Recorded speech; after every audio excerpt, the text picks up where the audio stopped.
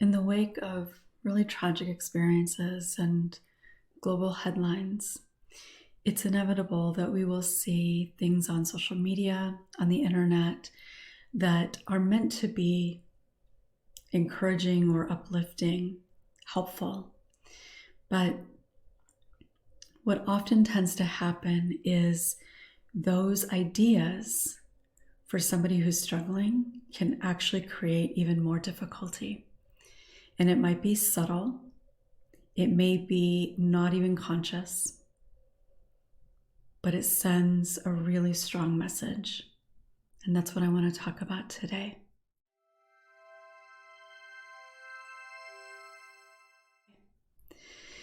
Welcome. Thank you for joining me. I'm Peggy Oliveira.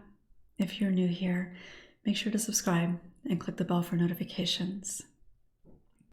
So, if you have followed me at all, you know that one of the things that I talk about a lot is how things impact us that may not seem really obvious.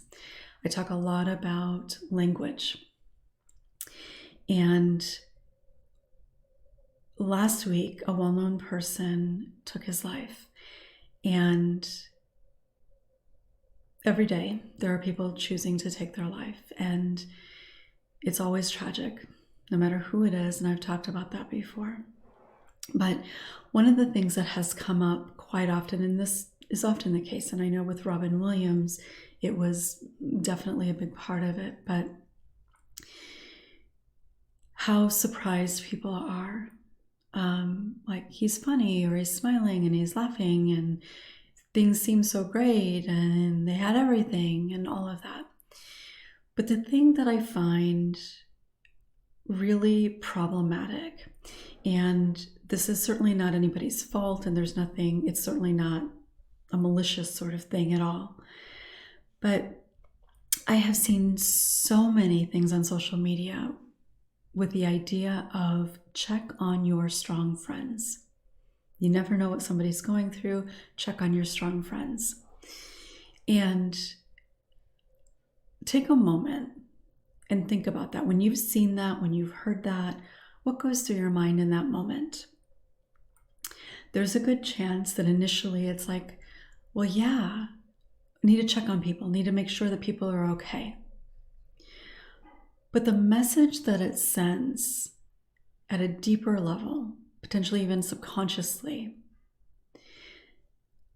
to society and to the person who is the strong friend, the message that it sends is that strong people don't share. They don't talk about things. So therefore, what does it say about people that do? Now, yes, you could say, oh my God, you're reading into things that aren't there. Well, not really. Because the truth is that that is a message. Of course, it's not using that many words, but that's what it's suggesting. And again, it's not a bad idea. It's not a bad statement. And it's not even wrong. But that idea, to people who do share, and I have been fortunate to share space, to share conversations with so many incredibly strong people that have shared deeply personal and painful things. But it sends a message to those people who do share, people who are willing to be open and honest with themselves first and then with others. It sends a message that, okay, if strength looks like not talking about things, then on the flip side of that, what does that look like? Well, if this is strength, then this must be not strength, which suggests weakness. So obviously, it's not good for those people. And that's what, as a trauma survivor and as a psychotherapist and now as a mentor, that is like one of the most important things that needs to happen for people to be able to heal. And to the strong friend, what it suggests is that their perception of strength comes from being stoic, wearing a mask of success or laughter or humor or smiles. It suggests that that's what their strength is. That is not helpful. That perpetuates for that person that how they can be strong in other people's eyes is by not talking about it.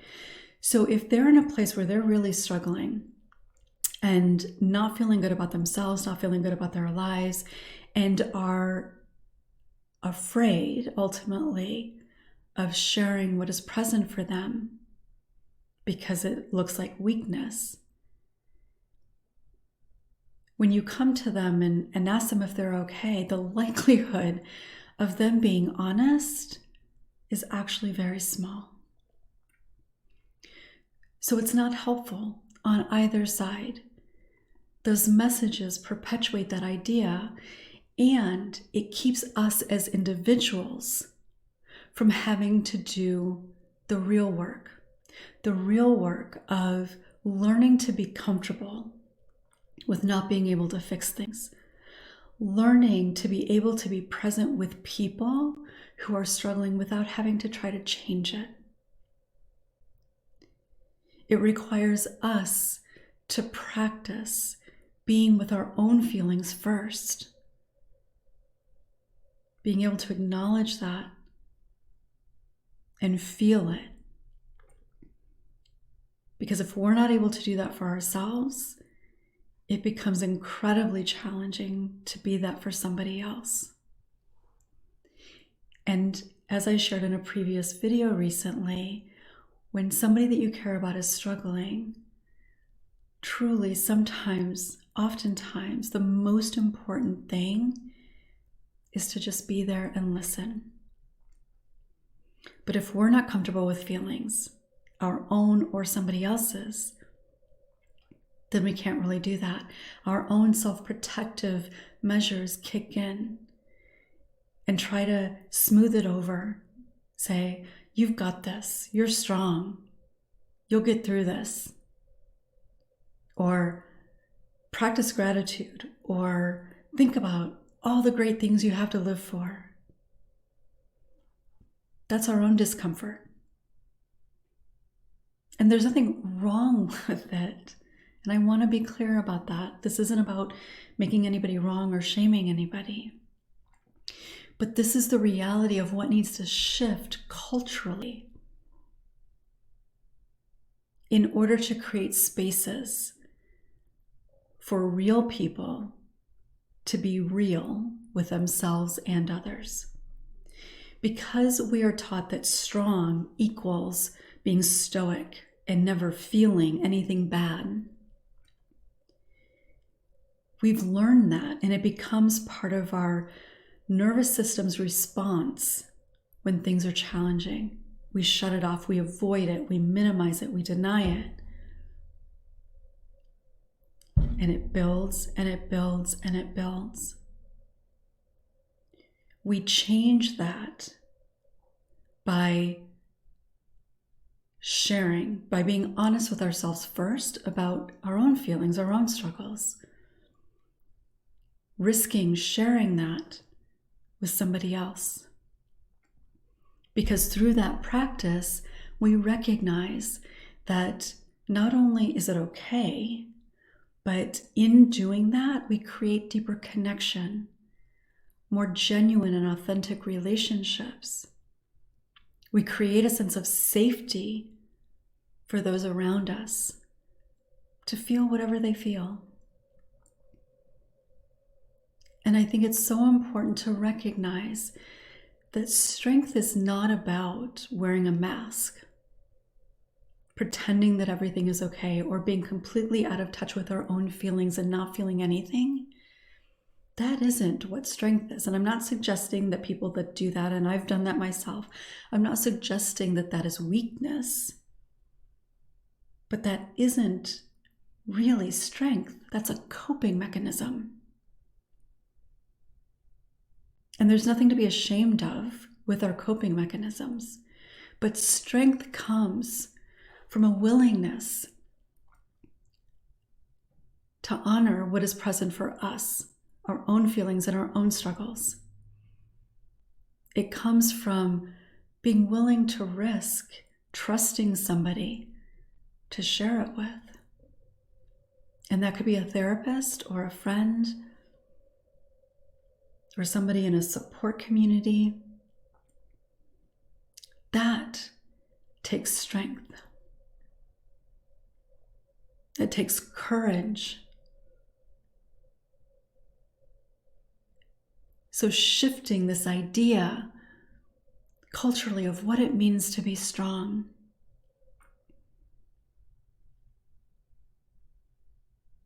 Being honest with ourselves is strong.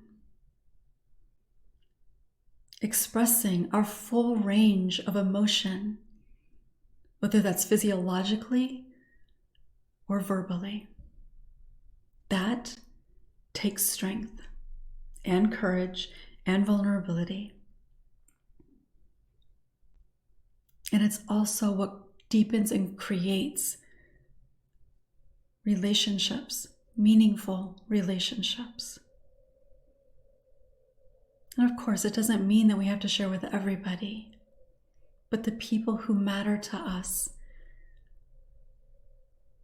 When we are willing to share and be open and acknowledge that you're having a really hard day or a crappy day and you're just feeling annoyed, whether it's depressed and not necessarily even clinically depressed, but I'm just having a really sucky day today. I'm feeling hopeless. I just want this day to be over and start anew tomorrow. Or I'm feeling really afraid, and there doesn't have to be a reason. So often people will say to me in our work together, I have no reason to feel like this. My life is going well. I shouldn't be feeling like this. No, that isn't true. We feel how we feel, and there is a reason. It may not seem to make sense to you. It may not make sense to others, but there's a reason. And the reason is not wrong. It's just what's there and what's true. And the more that we feel safe in being able to acknowledge that to ourselves and to others, the less hopeless we feel, the less isolated we feel, and the less fear we feel about letting people down around us, the less fear we have about being perceived as weak. We can change this dynamic. We have the power within us. It's just about creating space to be open, to be willing to just witness somebody else in all their emotions, in all their struggles, all their fears, all their celebrations and joy. We are humans designed with a whole range of emotions for a reason. They're not good or bad. They're not right or wrong. All emotions are valid, whether it seems to make sense or not. And we have the ability to do this without having to know the right thing to say, without having to be a therapist. We have that ability. But first, we have to be able to be willing to be open and honest with ourselves about our own feelings, our own fears and struggles. I'd love to hear from you in the comments. If you found it helpful, please make sure to give it a thumbs up so other people who might really need to hear this can more easily find it. And again, if you haven't yet subscribed, make sure to do so and click the bell for notifications. Thank you for your courage and your strength in watching this video, because I know the things I talk about are not easy to listen to. And it does take strength to be open to listening and not just immediately turning away. I'll look forward to seeing you next time.